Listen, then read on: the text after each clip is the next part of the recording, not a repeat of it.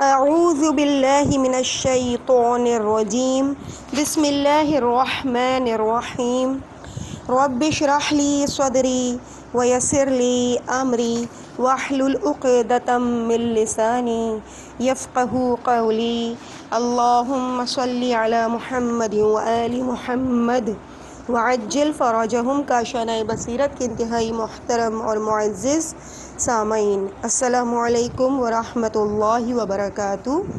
کتاب مولا علی مدینے میں 25 سال کی ریڈنگ کے 12ویں حصے کے ساتھ میں زہرا علی آپ کی خدمت میں حاضر ہوں۔ پیج نمبر ہے 196 اور جس ہیڈنگ کو ہم آج شروع کر رہے ہیں وہ ہے نشر علوم محمدی صلی اللہ علیہ وآلہ وسلم۔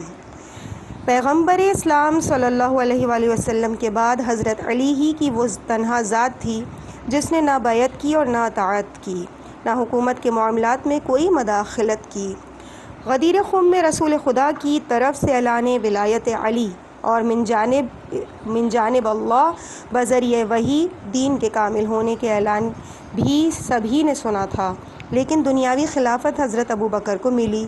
سعد ابن عبادہ کے بارے میں بشیر ابن سعد کے مشورے پر عمل کرتے ہوئے جہاں بغیر بیعت کیے سعد ابن عبادہ کو چھوڑ دیا گیا، وہاں حضرت علی اور ان کے ساتھیوں کو بھی بیعت کے بغیر چھوڑ دیا گیا۔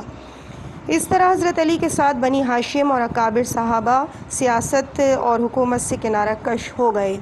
تاریخ کہتی ہے کہ حضرت ابو بکر نے بنی ہاشم اور بعض اکابر صحابہ کو جن سے انہیں اطمینان نہیں تھا پابند مدینہ کر دیا۔ بنی ہاشم تمام عرب میں مقبول تھے، علم ان کا حصہ، شجاعت اور اخلاق فاضلہ ان کی میراث تھے، تمام عرب میں وہ اپنے بلند اوصاف سے پہچانے جاتے تھے۔ یہ باہر جا کے آسانی سے اپنے موافق فضا پیدا کر سکتے تھے۔ انہوں نے اسلام قائم کیا تھا، اسلام پھیلایا اور اس وقت جو کچھ موجود تھا وہ ان کا بنایا ہوا تھا۔ وہ اپنے کو اس کا وارث اور مالک سمجھتے تھے، کوئی وجہ نہ تھی کہ وہ باہر جا کر اپنی صلاحیتوں سے کام نہ لیتے اور اپنے حقوق حاصل کرنے کی کوشش نہ کرتے اور لوگ ان کی حمایت نہ کرتے۔ لہٰذا حضرت ابو بکر نے انہیں نہ کوئی عہدہ دیا، نہ مدینے سے باہر جانے دیا۔ اس کے باوجود علی بحیثیت امام خاموش نہ بیٹھ سکتے تھے۔ وہ یہ نہ چاہتے تھے کہ رسول اکرم نے جن فتنوں کے درخت کو کاٹ دیا تھا اس کی جڑوں سے دوبارہ جنگ و جدل، جبر و تشدد، قتل و خوریزی، نسلی امتیاز، طبقاتی تقسیم اور معاشرے کی مہلک شاخیں ہری ہوں۔ چنانچہ انہوں نے رسول خدا صلی اللہ علیہ وآلہ وسلم کی تحریک علمی کو آگے بڑھانا شروع کر دیا کہ علم ہی وہ کرن ہے جو نہ صرف ذہنوں کی تاریکی دور کرتی ہے بلکہ دین و دنیا کے استحکام کا ذریعہ بھی بنتی ہے۔ اسپرٹ آف اسلام میں صفحہ نمبر 47 پر سید امیر علی مرحوم نے لکھا ہے کہ جس زمانے میں اسلام دور دراز ممالک میں پھیل رہا تھا، علی مدینے میں ابھرتی ہوئی قوم کی دماغی قوت کو بڑھا رہے تھے۔ مدینے کی جامع مسجد میں علی اور ان کے عم زاد بھائی اور شاگرد عبداللہ ابن عباس ہفتہ وار فلسفہ، منطق، فصاحت و بلاغت، حدیث و فقہ پر لیکچر دیا کرتے تھے۔ یہ ابتدا تھی اس دماغی تحریک کی جس نے بعد میں بہت زور و شور کے ساتھ بغداد میں ظہور کیا۔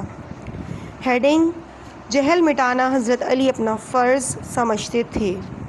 اپنے 25 سالہ صبر آزما دور میں حضرت علی کی جنگ جہل کے عفریت سے تھی، جس کو مٹانے کی دعوت نہ صرف قرآن دے رہا تھا بلکہ رسول اللہ نے بھی اس سلسلے میں اقدامات کیے تھے۔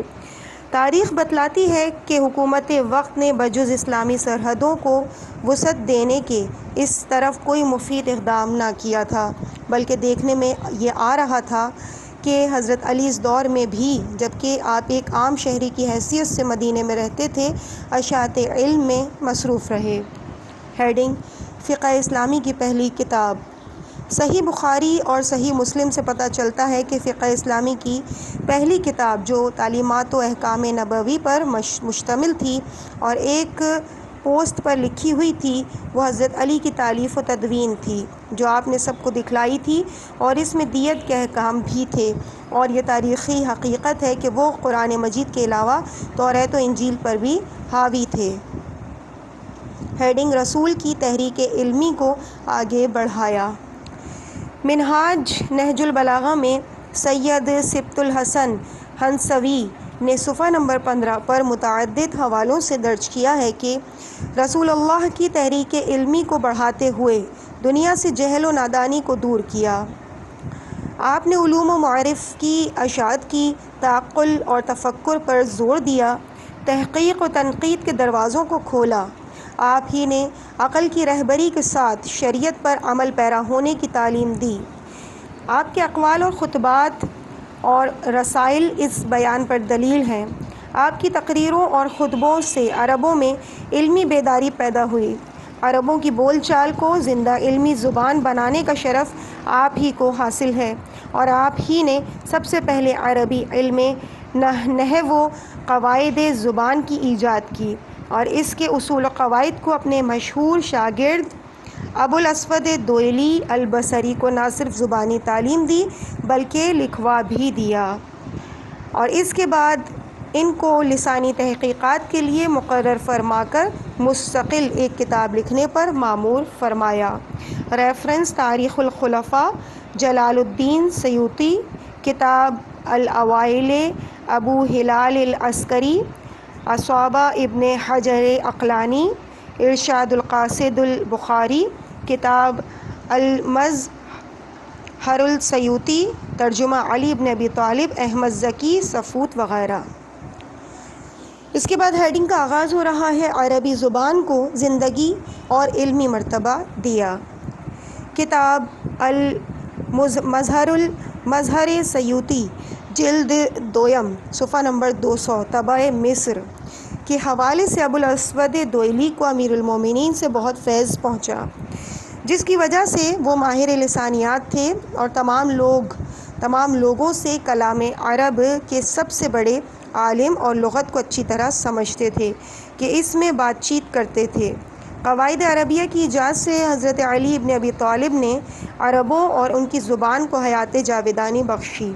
اس کا اقرار خود ابوالاسود کو بھی تھا، جنہوں نے امیر المومنین سے یہ عرض کیا تھا کہ ہم عربوں کو آپ نے زندہ کر دیا اور ہماری زبان کو آپ نے بقائے دوام بخشا۔ ریفرنس: منہاج نہج البلاغہ، سید سبط الحسن نحوی، صفحہ نمبر 15، بحوالہ تاریخ الخلفاء سیوطی، صفحہ نمبر 70، طبع مصر وغیرہ۔ سبط الحسن صاحب ہی کی تحقیق ہے کہ حضرت علی زبان عرب میں نہ صرف بہت سے الفاظ و کلمات، تراکیب، محاورات و ضرب الامثال کا اضافہ فرمایا بلکہ غیر زبان کے الفاظ کو بھی عربی میں شامل کرنے کا عملی ثبوت دیا۔ ایک مرتبہ مشہور قاضی شرعی سے حضرت علی نے کچھ دریافت فرمایا۔ قاضی نے صحیح جواب دیا۔ حضرت نے بجائے اثبت یا جید ارشاد فرمانے کے اسی کے ہم معنی رومی زبان کے الفاظ کو استعمال فرمایا: قانون، یعنی درست ہے۔ کتاب المظہر سیوطی، جلد نمبر اول، صفحہ نمبر 134، طبع مصر وغیرہ۔ اسی وجہ سے اہل لغت اس لفظ کو ذکر کرنے پر مجبور ہوئے۔ ظاہر ہے کہ قاضی شرعی ابن حارث بن قیس اکندی الکوفی خالص عرب تھے اور ان کی زبان بھی عربی تھی۔ ان سے گفتگو کرنے میں امیر المومنین کا غیر عربی رومی لفظ استعمال کرنا اس امر کو صاف ظاہر کر رہا ہے کہ حضرت کا رجحان غیر عرب الفاظ کے استعمال کرنے میں وہی تھا جیسا کہ قرآن حکیم میں بھی طور، صراط، فردوس، مشکا، تنور، سراب وغیرہ جیسے غیر عربی الفاظ استعمال ہوئے ہیں۔ اس سے ظاہر ہوتا ہے کہ حضرت علی کا علم قرآن کے علاوہ دوسرے علوم پر بھی حاوی تھا، جس کی تعلیم وہ عوام کو دے رہے تھے۔ ہیڈنگ: تحریک علمی۔ حضرت علی اپنی 25 سالہ خاموشی کے دور میں بھی اپنے شاگردوں کو علم و ادب کی تصنیف و تالیف کی تربیت دیتے رہے۔ وہ نہیں چاہتے تھے کہ مسلمانوں کو ایک جاہل جنگجو سپاہی بنا دیا جائے، بلکہ ان کے عمل سے ایسا ظاہر ہوتا تھا کہ وہ مسلمانوں کو دولت دین کے مالک ہونے کے ساتھ علم و حکمت کا سرمایہ دار بھی بنانا چاہتے تھے۔ اس دور کی تحریک علمی کا ہی نتیجہ ہے کہ علم کو وسعت ملتی رہی اور تحریک علمی کے سربراہ ہمیشہ انہی کے چشم و چراغ میں سے ہوتے رہے۔ آپ کے پوتے چھٹے امام امام جعفر صادق علیہ السلام کا حلقہ تعلیم و تدریس اور تحقیق اتنا وسیع تھا کہ ان کا مدرسہ بڑی یونیورسٹی کا درجہ رکھتا تھا، جس میں بیک وقت کم سے کم 4000 دانش جو مختلف علاقوں کے زیر تعلیم ہوا کرتے تھے۔ یہاں سے بڑے علماء، جید فقہا اور نامور مفکر فارغ التحصیل ہوئے۔ یہاں یحییٰ ابن سعید انصاری، سفیان ثوری، سفیان ابن عیینہ، امام مالک، امام ابو حنیفہ جیسے اکابرین نے فیض حاصل کیا۔ وہاں آپ کے مشہور شاگردوں میں امام الکیمیہ جابر ابن حیان کوفی بھی تھے، جو عالمی شہرت کے حامل ہیں۔ جابر ابن حیان نے ایسی مفصل کتاب لکھی تھی جس میں امام عالی مقام کی کیمیا پر 500 سالوں کو جمع کیا تھا۔ ریفرنس: سپرمین ان اسلام، امام جعفر صادق علیہ السلام۔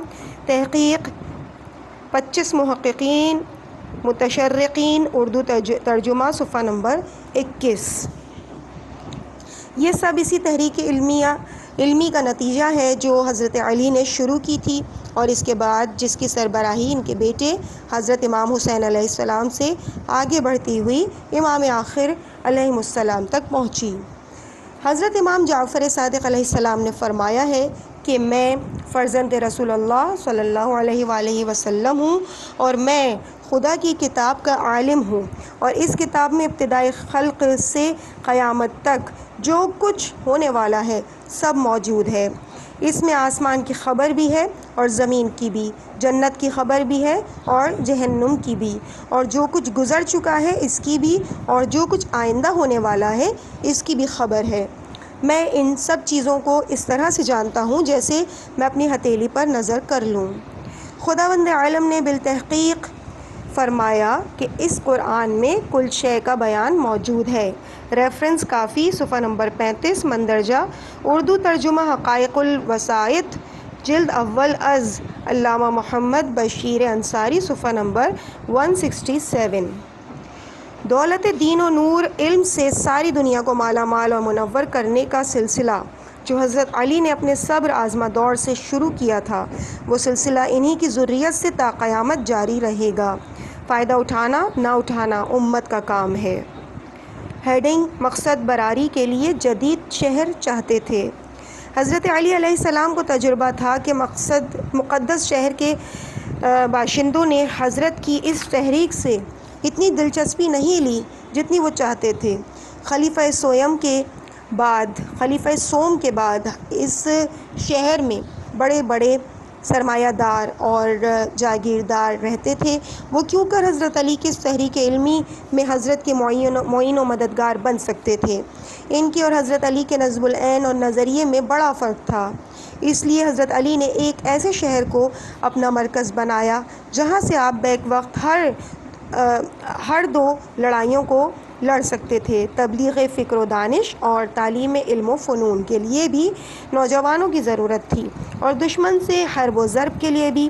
چنانچہ حضرت نے ایسے مقام کو تبلیغ فکر و دانش و تعلیم علم و فنون کا مرکز اور اپنا معسکر یعنی کانٹونمنٹ قرار دیا، جہاں کی اکثریت اقتصادی اور معاشرتی حیثیت سے دکھی اور ستائی ہوئی ضرور تھی، لیکن وہ سرزمین بابل اور نینوا کی قدیم ترین تہذیب کا گہوارہ تھی، جہاں بادشاہ عرب نعمان ابن منظر نے عربی ادبیات اور اشعار کو سپرد زمین کر کے محفوظ کیا تھا۔ المظہر السیوطی، جہاں ایرانی تہذیب و تمدن کے گہرے نشانات نمایاں تھے، اور حوالی اور اجمیوں کی 9 آبادیات تھیں۔ ریفرنس: ماخوذ منہاج نہج البلاغہ، سید سبط الحسن ہنسوی، صفحہ نمبر 6، ادار النشر المعارف اسلامیہ، لکھنؤ۔ ہیڈنگ ہے: فقہ اسلامی میں ایک اہم باب کا اضافہ۔ حضرت علی علیہ السلام نے جس فقہ اسلامی کے باب میں اضافہ کیا وہ باغیان حکومت اسلامی کے متعلق احکام ہیں۔ بقول امام ابو حنیفہ، حضرت کے خلاف بغاوت کرنے والے تو کافر تھے، البتہ جو مسلمان اپنے امام اور اپنی حکومت کے خلاف باغی ہوں ان سے کیا سلوک کیا جائے، یہ ہم کو حضرت علی کے زمانہ خلافت اور حکومت سے معلوم ہوا۔ ریفرنس: باب مدینۃ العلم کا فیض آج بھی جاری و ساری ہے، ضیاء الحسن موسوی، روزنامہ جنگ یوم علی ایڈیشن سن 1974۔ اس طرح حضرت علی کار رسالت انجام دینے میں خلافت نہ ملنے اور پھر ملنے کے بعد بھی کبھی خاموش نہیں بیٹھے اور امامت کے فرائض انجام دیتے رہے۔ اس کے بعد عزیزان جس ہیڈنگ کا آغاز ہو رہا ہے پیج نمبر 204 پہ، وہ ہے خلافت حضرت علی علیہ السلام۔ اسلامی کردار پر کچھ لکھنے میں نہ احساسات کام دیتے ہیں، نہ جذبات، نہ تجربات سہارا دیتے ہیں، نہ خیالات، بس حقیقت نگاری اور رواداری ہی اسلامی تہذیب و تاریخ کی اساس ہے اور اسی سے یکجہتی حاصل ہوتی ہے۔ رواداری ہی لکھنے اور پڑھنے والوں کا باہمی احترام ہے اور اس باہمی احترام کی کوکھ سے وسیع النظری جنم لیتی ہے۔ یہ رواداری مسلسل ختم ہوتی جا رہی ہے جو وسیع النظری باہمی احترام اور اپنی روایات کے تسلسل کو فراموش کرنے کا نتیجہ ہے۔ سود و زیاں کی فکر اجتماعی سود و زیاں کا مفہوم ہوتا ہے، دوسرے کے وجود کا نہ برداشت کرنا اور رنگا رنگی کو یک رنگی میں بدلنا ناانصافی اور معاندانہ رویہ کہلاتا ہے۔ کسی اسلامی کردار پر لکھنے کے لیے ادبی شعور کا ہونا لائق تحسین ہے۔ مورخ یا مؤلف کو اسے اپنے تمام تر احساس سے ذمہ داری کے ساتھ شخصیت کے اصل خد و خال پیش کرنا چاہیے، اسے تحقیق و تصدیق سے کام لینا چاہیے اور کمزور حوالوں اور سنی سنائی ہوئی باتوں پر ہی تحریر کی بنیاد نہ قائم کرنا چاہیے۔ اگر مصنف یا مؤلف واقعات کو تعصب کی عینک سے دیکھتا ہے یا مصلحت کی روشنائی استعمال کرتا ہے تو وہ سب کچھ ہو سکتا ہے، ایک غیر جانبدار مورخ یا مؤلف نہیں ہو سکتا۔ اسلام نے ایسے بے شمار باصلاحیت افراد پیدا کیے ہیں جو اپنی خدمات، صلاحیتوں اور قربانیوں کی وجہ سے قوم کے آئیڈیل بن گئے ہیں۔ ہر دور میں اولیاء خدا کی تاریخ میں مخصوص امتیازات و خصوصیات ملتی ہیں۔ اللہ نے اپنی کتاب قرآن مجید میں ماضی، حال اور مستقبل کے تمام حالات اور واقعات کی نشاندہی کی ہے۔ جہاں زیر زمین دفن ہونے والوں کی بے راہ روی کا تذکرہ ہے، وہیں بامقصد زندگی گزارنے والوں کی زندگی کے امتیازی کردار کو بھی نمایاں کیا گیا ہے۔ لیکن ان حقائق کو سامنے لانے میں تاریخ نویسی اور سیرت نگاری کا ایک دردناک پہلو یہ ہے کہ کہیں کہیں اپنے مخصوص ذوق کی تسکین کے لیے مخصوص نظریات کے تحت نتیجہ اخذ کیا گیا ہے، اختلافی واقعات بیان کر کے مذہبی بدذوقی کو سامنے لایا گیا ہے۔ بقول ابوالعلا مودودی صاحب، دنیا کبھی اس اصول کو نہیں مان سکتی اور دنیا کیا خود مسلمانوں کی موجودہ نسلیں بھی اس بات کو ہرگز قبول نہ کریں گی کہ ہمارے بزرگوں کی جو خوبیاں یہ تاریخیں بیان کرتی ہیں وہ تو سب صحیح ہیں، مگر جو کمزوریاں یہی کتابیں پیش کرتی ہیں وہ سب غلط ہیں۔ ریفرنس خلافت و ملوکیت۔ اس بات کو مد نظر رکھتے ہوئے حضرت علی جیسے کل ایمان کے خلافت سمجھنے کے لیے چند حقائق کا جاننا ضروری ہے۔ ہیڈنگ اسلام کی چوتھی خلافت۔ میں تاریخ کا طالب علم نہ ہوتے ہوئے تاریخ پڑھنے کا شوق رکھتا ہوں، لیکن پڑھ کر بیان کرنے میں نہ امتیازی سلوک کا قائل ہوں، نہ ہی اسے عقیدے کے ترازو میں تولتا ہوں۔ میں نے تاریخ میں پڑھا ہے کہ رسول اللہ نے غدیر قم میں اللہ کی طرف سے اپنے بعد حضرت علی کے وصی اور خلیفہ ہونے کا اعلان کر دیا تھا۔ رحلت رسول کے بعد کی تاریخوں میں ملتا ہے کہ حضرت نے خلافت کے لیے کسی کو نامزد نہیں کیا اور وصیت نہیں فرمائی۔ خلافت کا انتخاب عوام نے کیا، جس میں حضرت علی چوتھے نمبر پر تھے۔ حضرت علی ہر خلیفہ کے اعلان پر اپنی حق تلفی کا اعلان بھی کرتے رہے اور بحیثیت چوتھے خلیفہ حکومت کے فرائض بھی انجام دیتے رہے۔ یہ بھی عجیب اتفاق ہے کہ غدیر قم میں اول وصی رسول کہے جانے کے باوجود حضرت علی دنیا میں چوتھے خلیفہ قرار پائے، جبکہ اللہ تعالیٰ کے مقرر کردہ اسلامی خلفاء میں بھی حضرت علی چوتھے خلیفہ تھے۔ شیخ صدوق رحمۃ اللہ علیہ نے اپنی اسناد سے امام علی رضا علیہ السلام سے نقل کیا ہے کہ امام علی رضا علیہ السلام نے اپنے آبائے طاہرین کی سند سے حضرت علی علیہ السلام سے روایت کی ہے کہ آپ نے فرمایا کہ ایک مرتبہ میں رسول اللہ صلی اللہ علیہ وآلہ وسلم کے ساتھ مدینے کے ایک راستے پر چل رہا تھا کہ ایک طویل القامت گھنی داڑھی والے اور چوڑے شانوں والے بزرگ ہمیں ملے اور انہوں نے رسول خدا پر سلام کیا اور حضرت کو خوش آمدید کہا۔ پھر وہ بزرگ میری طرف متوجہ ہوئے اور کہا، السلام علیک یا رابع الخلفاء ورحمۃ اللہ وبرکاتہ، یعنی چوتھے خلیفہ آپ پر سلام ہو اور اللہ کی رحمتیں اور برکتیں ہوں۔ پھر آپ نے رسول خدا سے کہا، یا رسول اللہ، کیا یہ چوتھا خلیفہ نہیں ہے؟ رسول نے فرمایا، جی ہاں۔ پھر وہ بزرگ روانہ ہو گئے۔ ان کے جانے کے بعد میں نے رسول خدا سے عرض کی کہ یہ بزرگ کیا کہہ رہے تھے اور آپ نے کس بات کی تصدیق کی؟ رسول نے فرمایا، حقیقت یہی ہے کہ تم چوتھے خلیفہ ہو، کیونکہ اللہ نے اپنی کتاب میں فرمایا، انی جاعل فی الارض خلیفہ، میں زمین میں اپنا خلیفہ بنا رہا ہوں۔ ان الفاظ کے ذریعے سے حضرت آدم کی خلافت کا اعلان کیا گیا، لہٰذا پہلی خلافت حضرت آدم کی ہے۔ پھر اللہ تعالیٰ نے فرمایا کہ حضرت موسیٰ نے اپنے بھائی ہارون سے کہا، اخلفنی فی قومی واصلح، یعنی میری قوم میں میرا خلیفہ بن جا اور اصلاح کر، لہٰذا دوسری خلافت ہارون علیہ السلام کی ہے۔ پھر اللہ تعالیٰ نے تیسرے خلیفہ کا ذکر ان الفاظ میں کیا، یا داؤد انا جعلناک خلیفۃ فی الارض فاحکم بین الناس بالحق، اے داؤد، بے شک ہم نے آپ کو زمین میں خلیفہ بنایا، تم لوگوں کے درمیان حق کے ساتھ فیصلہ کرو، لہٰذا تیسری خلافت حضرت داؤد علیہ السلام کی ہے۔ ان تین خلفاء کے بعد اللہ تعالیٰ نے فرمایا، وَإِذَانُ مِنَ اللَّهِ وَرَسُولَهُ إِلَى النَّاسِ يَوْمَ الْحَجِّ الْأَكْبَرِ، حج اکبر کے دن اللہ اور اس کے رسول کے درمیان سے لوگوں کے لیے اعلان کیا جاتا ہے، اور خدا اور اس کے رسول کے اعلان کرنے والے تم ہو، اور تم ہی میرے وسیع اور وزیر اور میرے قرض چکانے والے ہو اور میری طرف سے دین پہنچانے والے ہو، اور تمہیں مجھ سے وہی نسبت ہے جو ہارون کو موسیٰ سے تھی، لیکن یہ کہ میرے بعد کوئی نبی نہیں آئے گا۔ جیسا کہ اس بزرگ نے کہا کہ تم چوتھے خلیفہ ہو، اور کیا تمہیں معلوم ہے کہ وہ بزرگ کون تھے؟ میں نے کہا، نہیں، مجھے معلوم نہیں۔ حضرت نے فرمایا، تمہیں معلوم ہونا چاہیے کہ وہ تمہارے بھائی خضر علیہ السلام تھے۔ ریفرنس: عیون اخبار الرضا، جلد نمبر 2، صفحہ نمبر 9، معجزات آل محمد، جلد اول، علامہ سید ہاشم البحرانی، صفحہ نمبر 387 اور 388۔ اس طرح امام ہونے کے ساتھ ساتھ حضرت علی اللہ کے مقرر کردہ چوتھے خلیفہ اسلامی بھی تھے۔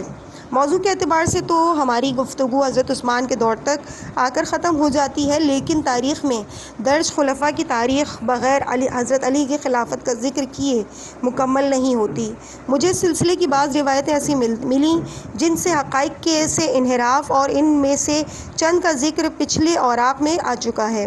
میں نے دیکھا کہ کوئی مورخ یا مؤلف تاریخ کو درست سمت پر لے جانا چاہے تو اس پر اعتراضات شروع ہو جاتے ہیں اور اس سے صفائیاں پیش کرنا پڑ جاتی ہیں۔ مودودی صاحب نے جب حقائق نویسی پر عمل کرتے ہوئے حضرت عثمان کی غلطیوں پر روشنی ڈالی اور خلافت و ملوکیت میں یہ لکھا کہ حضرت عثمان کی غلطیوں کا خمیازہ آخرکار حضرت علی کو بھگتنا پڑا، صفحہ نمبر 115 پہ، یا یہ کہ میں الصحابہ کلہم عدول، صحابہ سب راست باز ہیں، کا مطلب یہ نہیں لیتا کہ تمام صحابہ بے خطا تھے اور ان میں کا ہر قسم کی بشری کمزوریوں سے بالا تر تھا اور ان میں سے کسی نے کبھی کوئی غلطی نہیں کی، صفحہ نمبر 303 کا ریفرنس۔ یا امام ابو حنیفہ کا یہ قول نقل کرتے ہوئے مستند حوالوں سے یہ لکھا کہ جو امام فے یعنی پبلک کے خزانے کا ناجائز استعمال کرے یا حکم یا ظلم سے کام لے، اس کی امامت باطل ہے اور اس کا حکم جائز نہیں ہے، صفحہ نمبر 254۔ یا الشہر ستانی کا حوالہ دیتے ہوئے یہ کہیں کہ حضرت علی وہ شخص ہیں جن کو رسول خدا صلی اللہ علیہ وآلہ وسلم نے اپنے بعد امام نامزد کیا اور وہ بربنائے نص امام تھے، صفحہ نمبر 212، وغیرہ وغیرہ۔ تو انہیں یہ بھی لکھنا پڑا کہ معترض حضرات نے مجھ پر اس شبے کا بھی اظہار فرمایا کہ میں حضرت علی کی بیجا وکالت کر رہا ہوں، صفحہ نمبر 347 پہ۔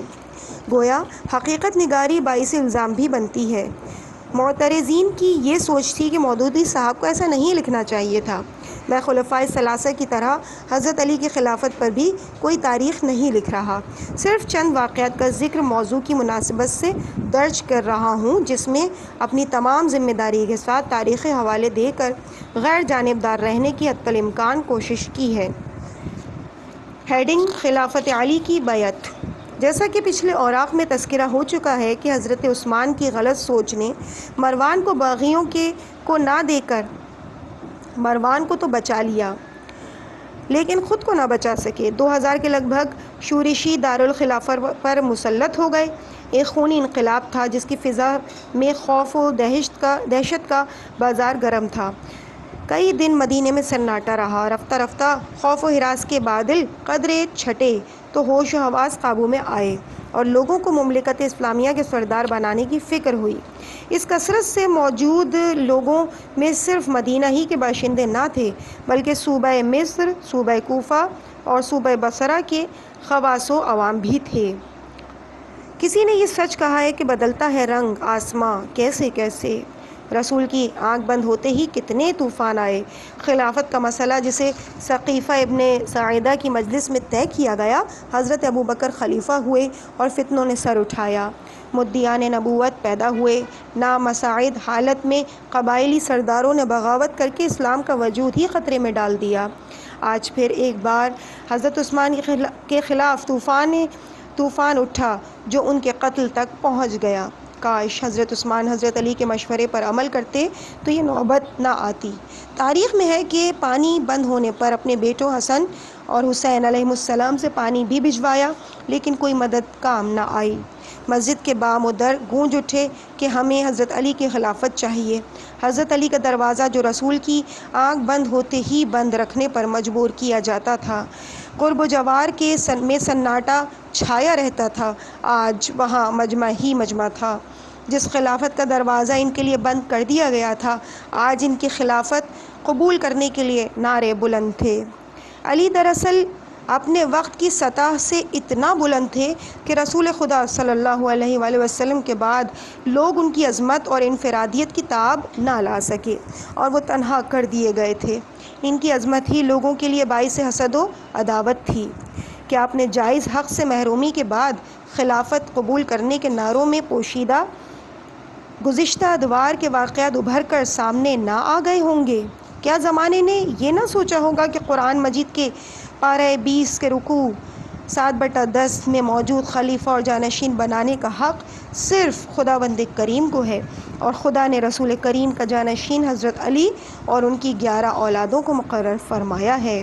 ریفرنس: ینابیع المودہ، صفحہ 93، جس کا سنگ بنیاد دعوت ذو العشیرہ کے موقع پر رکھا اور آیہ ولایت اور واقعہ تبوک سے استحکام پیدا کیا۔ ریفرنس: صحیح جلد نمبر 2 کا صفحہ نمبر 272۔ اذا فرغت فانصب سے حکم کے نفاذ کا فرمان جاری فرمایا اور آیہ بلغ کے ذریعے سے اعلان عام کا حکم نافذ کیا۔ خلافت ملنا تو ایک الگ بات تھی، الٹا انہی سے بیعت کا مطالبہ ہوا اور 25 برس بعد کیا اب حق خلافت جمہور کی سمجھ میں آیا؟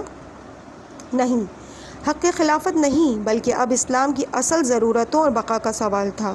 بار بار عوام کے اصرار پر حضرت علی نے بیعت قبول کرنے کی درخواست پر جواب دیا، مجھے تمہاری حکومت سے کوئی حاجت نہیں، میں تمہارے ساتھ ہوں، تم جسے چاہو چن لو، میں بھی اسی پر راضی ہوں، لیکن مجھے چھوڑ دو اور میرے علاوہ کسی کو ڈھونڈ لو۔ میرے سامنے وہ معاملہ ہے جس کے بہت سے رخ اور بہت سے رنگ ہیں، نہ ہمارے دل اس کو برداشت کر سکتے ہیں نہ ہماری عقلیں اسے قبول کر سکتی ہیں۔ مجمع کا اصرار جب بڑھتا گیا اور اس منزل تک نوبت پہنچی کہ حضرت علی کے در سے کوئی سائل واپس نہ ہوا تو حضرت علی نے ایک امید افزا بات کہی، فرمایا ایک رات اور سوچ لو، اگر خلافت قبول کیے بغیر گلو خلاصی نہیں تو میری بیعت خفیہ نہیں ہوگی، کل صبح مجمع عام میں اور مسجد نبوی میں بیعت ہوگی۔ دوسرے دن حضرت علی کا مسجد نبوی میں شاندار استقبال نعرہ تکبیر سے ہوا، سب نے مل کر اعلان کیا کہ ہم خدا کی کتاب پر آپ کی بیعت کرتے ہیں۔ حضرت علی نے آسمان کی طرف دیکھا اور فرمایا اللہم اشہد، خدا بندہ تو ان پر گواہ رہنا، لوگ جس انداز میں بیعت کے لیے ٹوٹے پڑے رہے تھے، اس کے متعلق حضرت علی کا تاریخ میں بیان کچھ اس طرح سے ہے کہ وہ اس طرح بے تحاشا میری طرف لپکے جس طرح پانی پینے کے دن اونٹ ایک دوسرے پر ٹوٹتے ہیں کہ جنہیں ان کے ساربان نے پیروں سے کے بندھن کھول کر کھلا چھوڑ دیا ہو، یہاں تک کہ مجھے اس بات کا اندیشہ ہونے لگا کہ یا تو یہ لوگ مجھے مار ڈالیں گے یا میرے سامنے ان میں سے کوئی کسی کا خون کر دے گا۔ ریفرنس نہج البلاغہ۔ عزیز سامعین، اس مقام پہ ہم ریڈنگ کے اس سلسلے کو یہیں پہ روکتے ہیں۔ انشاءاللہ اس سے آگے صفحہ نمبر 212 جاری ہے اور اگلی ہیڈنگ ہوگی امامت اور انتخاب خلافت۔ اس کے ساتھ اگلے حصے میں حاضر ہوں گے انشاءاللہ۔ مجھے اپنی دعاؤں میں یاد رکھیے گا۔ والسلام علیکم ورحمۃ اللہ وبرکاتہ۔